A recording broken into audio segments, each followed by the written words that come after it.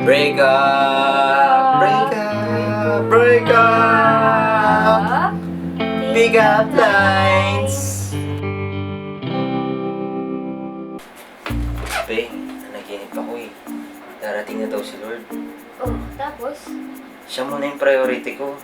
Kaya, Paalam na aking mahal. Sorry. May nakita akong ibang mas spiritual kesa sa'yo. Paalam na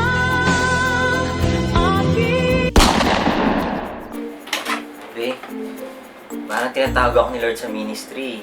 Yung ministring malayo sa'yo, Kailan? asap eh. Text na lang kita ah. paalam na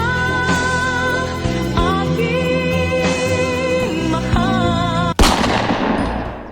Be, naalala ko, God loves me.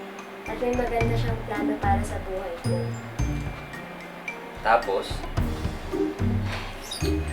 Hindi ka maganda para sa buhay ko! Paalam na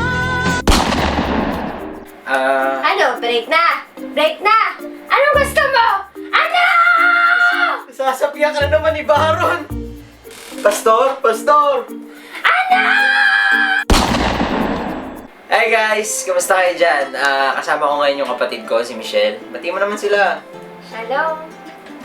Kayo, ano pa yung mga naiisip nyo nakakalokong breakup lines ng mga Kristiyano? So, kung nagustuhan nyo yung video, don't forget to subscribe. Click nyo lang to. Click, click, click. Subscribe, subscribe, subscribe.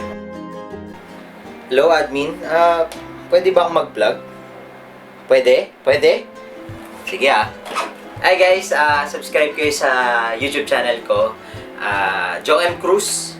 I do daily vlogs. Ayan. Kaya samahan nyo ako. Suportahan nyo rin ang Hugot Kristiyano. Okay?